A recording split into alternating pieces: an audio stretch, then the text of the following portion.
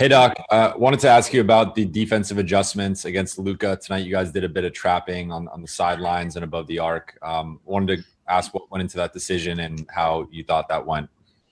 I thought it went well. I mean, we just overall the intensity defensively was so much more attentive.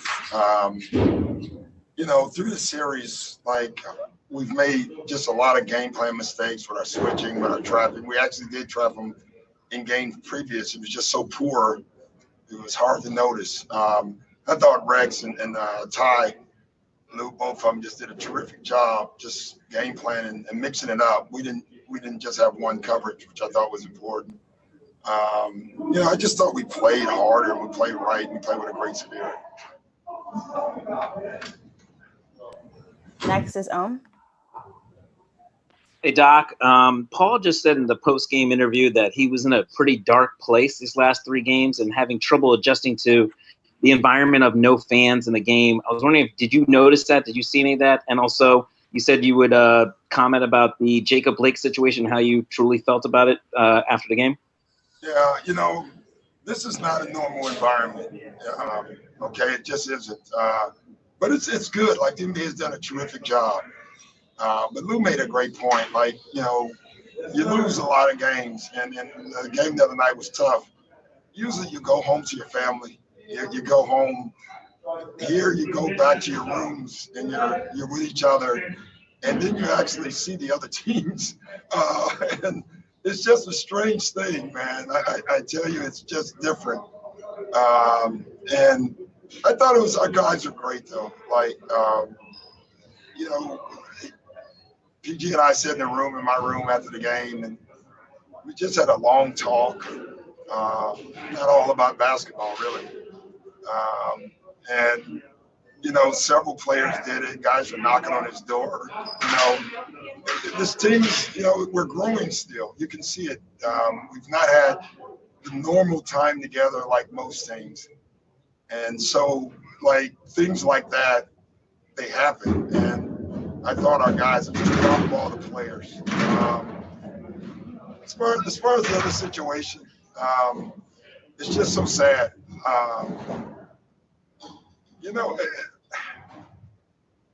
What stands out to me is just watching the Republican convention and they're spewing this fear, right? All you hear is Donald Trump and all of them talking about fear. We're the ones getting killed. We're the ones getting shot. We're the ones that we're denied to live in certain communities. We've been hung. We've been shot. And all you do is keep hearing about fear. It's amazing why we keep loving this country and this country does not love us back. And it's really so sad. I should just be a coach. And it's so often reminded of my color. It's just really sad. We got to do better. But we got to demand better. It's funny. We protest and they send riot guards, right? They send people in riot outfits. They go to Michigan with guns and they're spitting on cops and nothing happens. The training has to change in the police force. The unions have to be taken down in the police force. My dad was a cop. I believe in good cops. We're not trying to defund the police and take all their money away. We're trying to get them to protect us, just like they protect everybody else.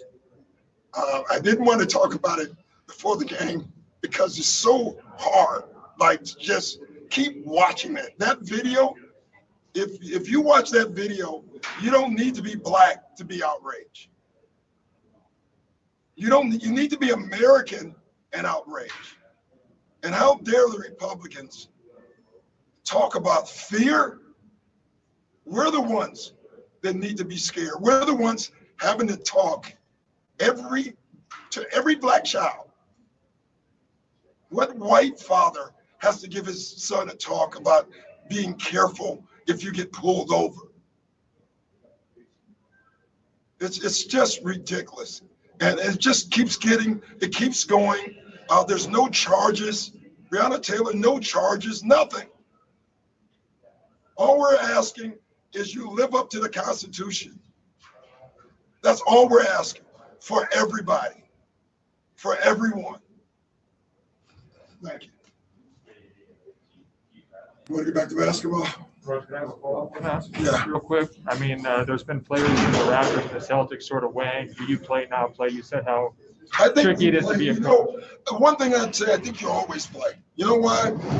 We can fight for justice, but we still should do our jobs. I really believe that. Because doing our jobs, people are seeing excellence from Americans, black Americans and white Americans. So I would still do my job. That's just my opinion. But if my players told me no, it'd be no. I can tell you that. It's when you watch that video, it's sickening. It's sickening. You know, his kids were in the car. How do they ever get that out of their mind? How are those kids ever normal? You've been in the spot deciding boycott, not boycott. What would your message be to players who are in this situation, weighing these kinds of questions? My message is go after your dreams. You don't allow anything to take you away from your dreams. Doing the Donald Sterling thing, you know, Matt Barnes and Chris Paul, DJ and Blake and all those guys, JJ Redick, they all pulled together. And at the end of the day, the one thing we decided when we were little kids and we were in the backyard by ourselves and we had these dreams about winning the championship, Donald Sterling was not in our dreams, and neither were these cops. And so they're not going to take anybody. They're not taking our dreams away. All right. And so that would be my message. I have a few questions here left on Zoom. We're going to go to Tomer. Doc, it feels a bit wrong to go back to basketball, but No, it's what we do. Like, I should be talking about basketball. And so it's what we do.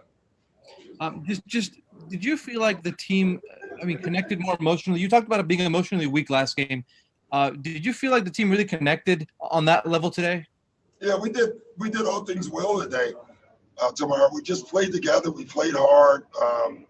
We were aggressive. And more importantly, like, it is a human game and you make mistakes. But we just had so few game plan mistakes that I thought it was awesome. Next is Miriam. Oh, sorry. Next is Miriam. Hey, Doc. Thanks for sharing your thoughts and congrats on the win. Obviously, you said you want to play and obviously excellence. There was a lot of excellence today. But how hard is it for you to focus on game planning in the playoffs when you're, this troubling stuff is happening? It's because we have to, our jobs we are basketball players, we're fathers, we're businessmen, and we should still be able to do our jobs. But it's hard sometimes. Today was hard. It really was for everybody, every team. But I still think, when we can't stop doing our jobs because it's what we do. And it allows us, honestly, 3 hours of solitude. It does. Once we're on stage, we can kind of get in our jobs and forget what's going on. So I think that's it. Next is Dan.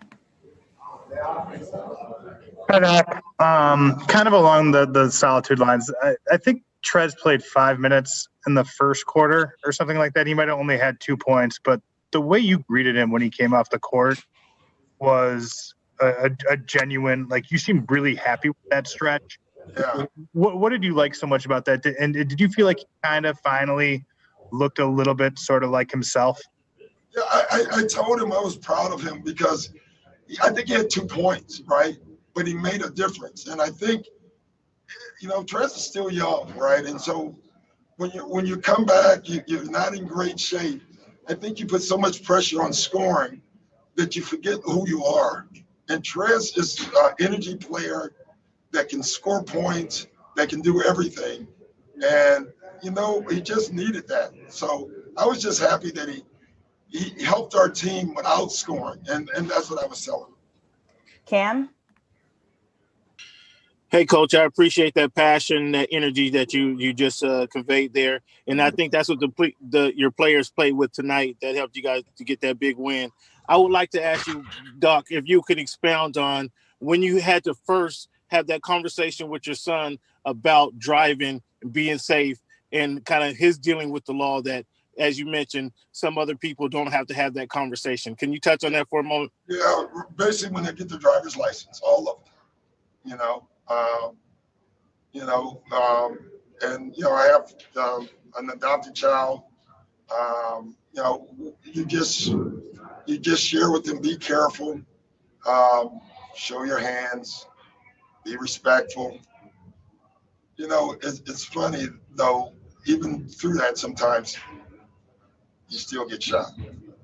So, I don't know. It's just really tough.